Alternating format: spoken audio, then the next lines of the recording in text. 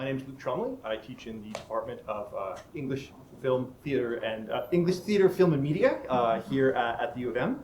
And I'm really delighted that you could all make time during a difficult part of the semester today.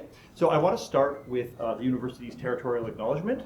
The University of Manitoba campuses and research spaces are located on original lands of Anishinaabe, Inninewak, Anisininewak, Dakota Oyate, Dene and Inuit, and on the national homeland of the Red River Métis. We respect the treaties that were made on these territories, and we acknowledge the harms and mistakes of the past, and we dedicate ourselves to moving forward in partnership with Indigenous communities in a spirit of reconciliation and collaboration. And I think it is sort of appropriate that we're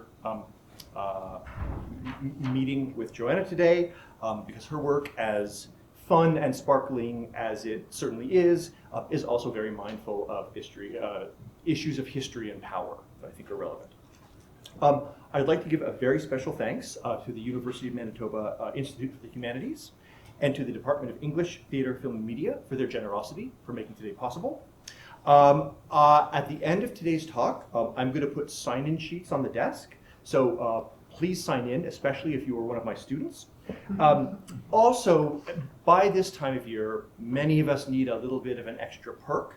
And I literally brought a truckload of snacks. So please help yourself. We have the room for another hour afterwards. So enjoy snacks here. Take snacks with you, whatever you like. Now, it is my great pleasure to introduce our guest today, Joanna Cacao. She's a Filipino-Canadian author, illustrator who lives here in Winnipeg with her author and her two dogs. Joanna's first published collaboration, The Tryout, received widespread acclaim. Its companion, The Squad, was an instant New York Times bestseller. And I have to tell you, I've read positive reviews in the New York Times before, but nothing like the praise they gave to Joanna. So they love her. Joanna's author-illustrator debut, The Secret of the Ravens, on Clarion, has received many honors and has won the Manitoba Young Readers' Choice Award for 2025. And my class and I have spent a week with this book, and we're having a great time. So please help me welcome Joanna. Thank you. So again, my name is Joanna Cacao, or Cacao. I say Cacao, it's a funny story, because my parents, when they moved here from the Philippines, they say their last name is Cacao. That's the proper pronunciation in the Philippines.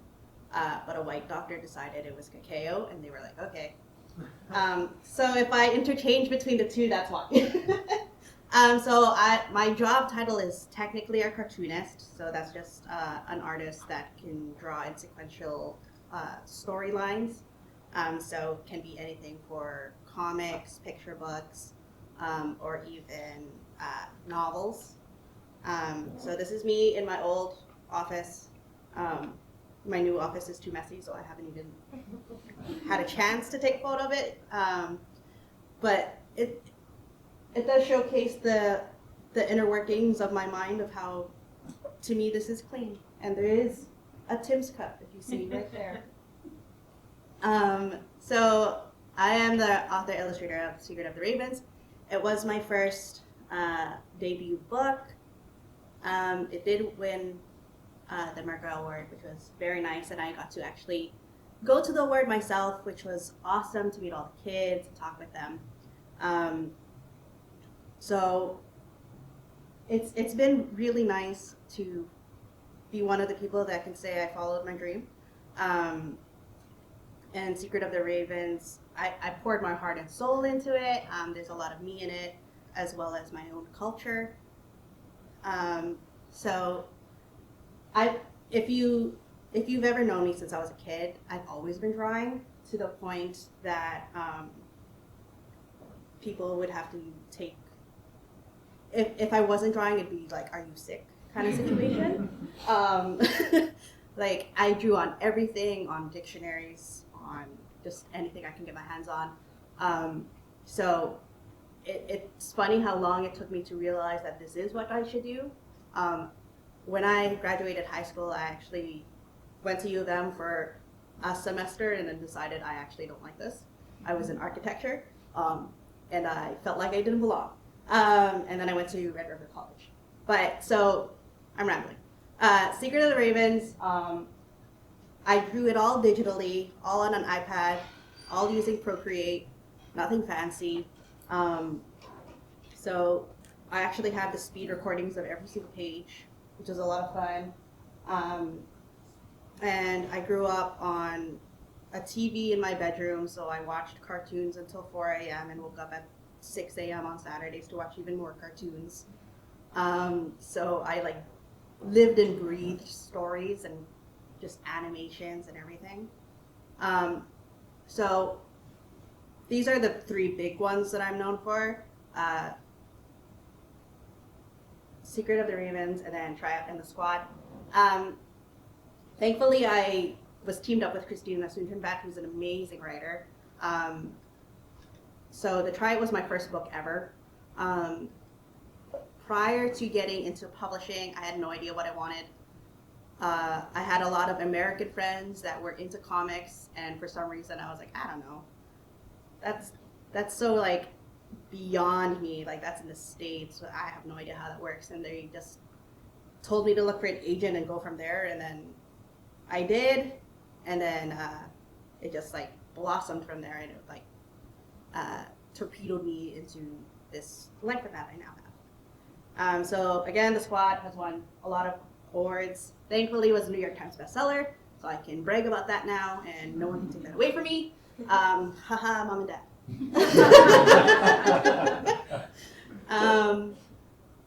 Yeah.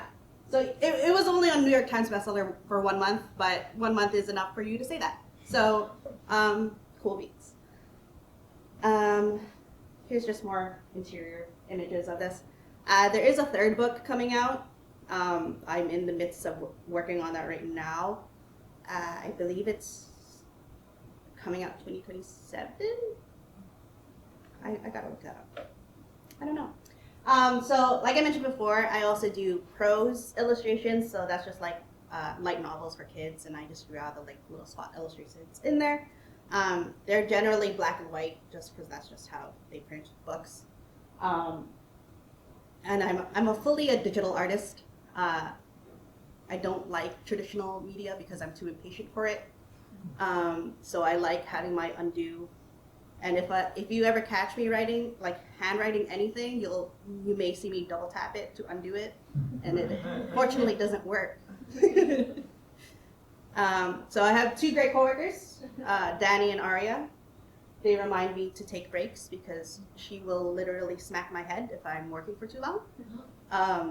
Because I sit on the ground and then she sits on the couch, and then eventually she'll remind me that she needs to go outside. So they are my two dogs. I love them. They're my little fur babies. But in my early life, so like I mentioned, I would always draw. I think these were drawn in grade 6 is when I got a scanner. So I've always drawn comics. So it is funny that it took me forever to realize that I wanted to do comics for my career, but I don't know. I always thought it was just for fun. So like I mentioned, animations, movies, video games, huge inspirations for me. I love Ghibli, I love Disney, I love Final Fantasy, and you probably can see that if you read Secret of the Ravens and see that inspiration just like merged in there all together in one big lovely book. So I did go to Red River College. I went into DMD, majored in 3D animation. I was so happy to get in, so happy to do it. After the first year, I realized I didn't like it because drawing was more fun. I would end up drawing in class while everyone was like busy doing their 3D modeling. I was still drawing. But I finished my homework on time, so that's all that mattered. But I actually use my 3D skills. I use it to draw faster. There are about 250 pages on average for graphic novels. And each page has 3 to 6 panels, so you can imagine how arduous the workload can be. So 3D modeling actually helps a lot. Good for using a base, getting weird angles. Whenever I sketch out an idea, then I start swearing to myself when it's like a 5-point perspective view, like why did I do this? Then my husband just tells me that it's it's because that's what looks good. Anyway, sorry. So after Red River College, I actually worked as a picture book illustrator for a little bit at Native Reflections, which is just across from Red River College on Notre Dame. So that was a lot of fun. I learned a lot. It was amazing. But then COVID-19 happened. So I only had that job for like a year. And then COVID-19 happened. And then I, like most of you, was stuck at home. But that's when I wrote Secret of the Ravens. So Secret of the Ravens went to submissions the summer once COVID hit, and then got picked up by a publisher 6 months after, which is amazing timing. People would say that's extremely lucky, extremely fast. A lot of people say that like it takes sometimes years to get picked up. So I'm very lucky that all happened. I guess my obsessive compulsion always helps.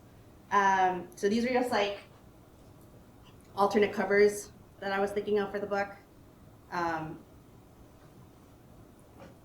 There's a whole, no matter how many drawings you pick, the editorial team will be like, that will probably be best for marketing, and that's where we ended up. Just something that'll grab kids' attention. The original title of Secret of the Ravens was actually Ravens on Kindness. They thought that that was too edgy, and so I had to do Secret of the Ravens. But I made myself feel better because it's almost the same as Lord of the Rings. So I was like, fine. So Secret of the Ravens, the world is based a lot on Filipino culture. I did a lot of studying on traditional wear, customs, architecture. So I'm born and raised in Winnipeg. And as stated before, my parents assimilated into Canadian culture quite a bit. So I actually don't know a lot of my own Filipino culture. So it was like a deep dive into like what everything looks like.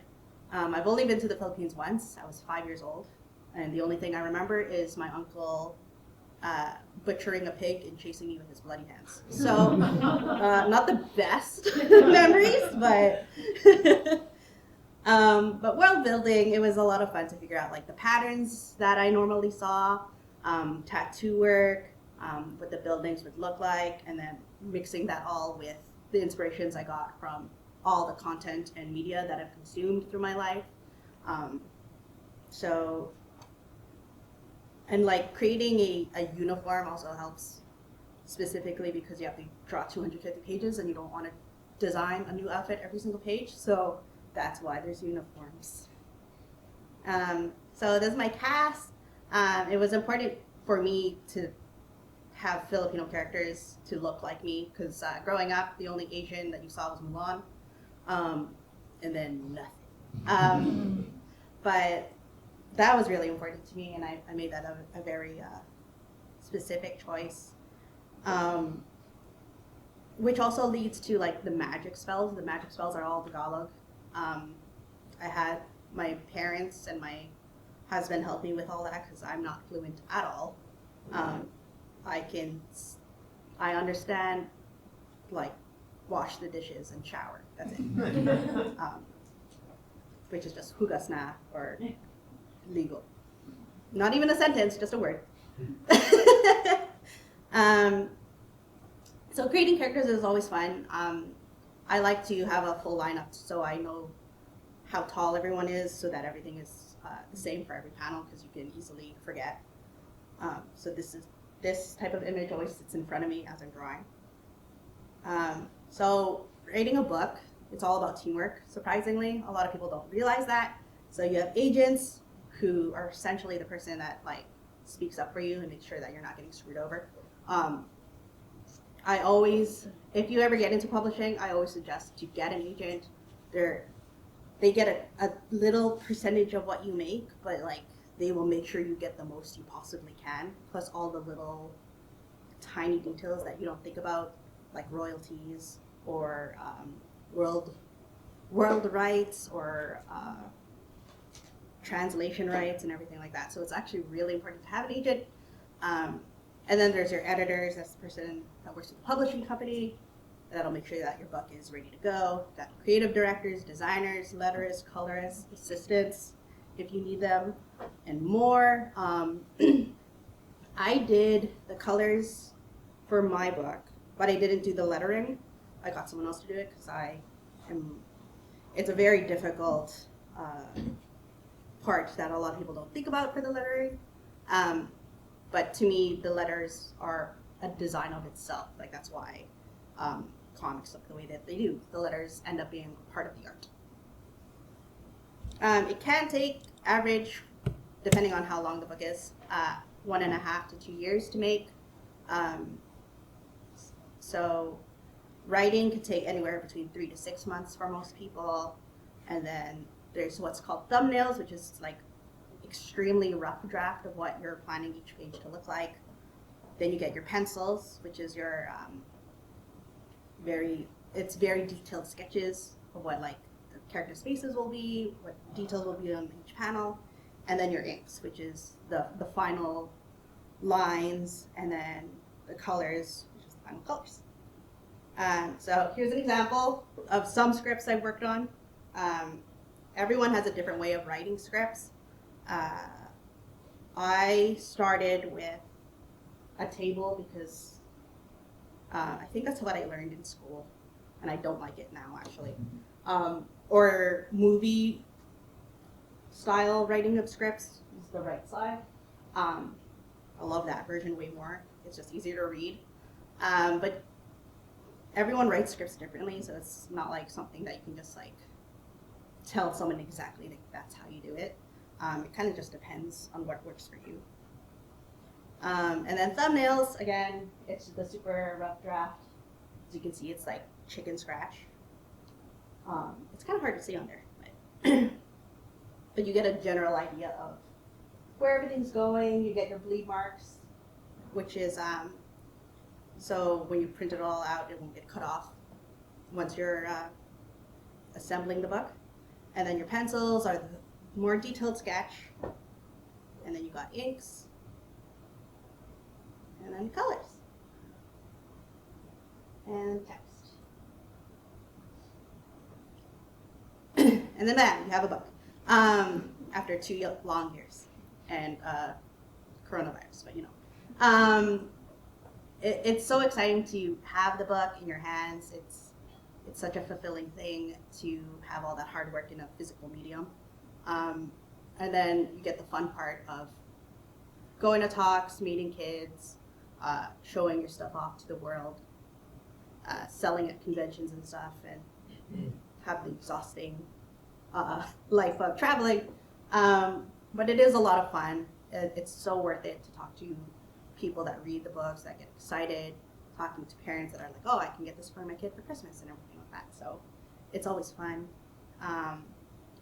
So I put this in because everyone asks me, is there going to be a second one for Secret of the Ravens? Because it does end off on a cliffhanger, and I'm very sorry for that. The answer is I wanted there to be, but that's unfortunately not up to me.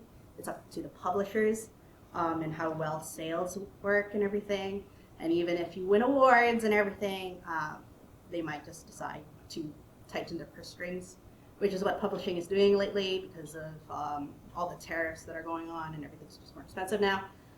So as of right now, no, there is no sequel to Secret of the Ravens, even though I pitched it and asked and really wanted it there to be.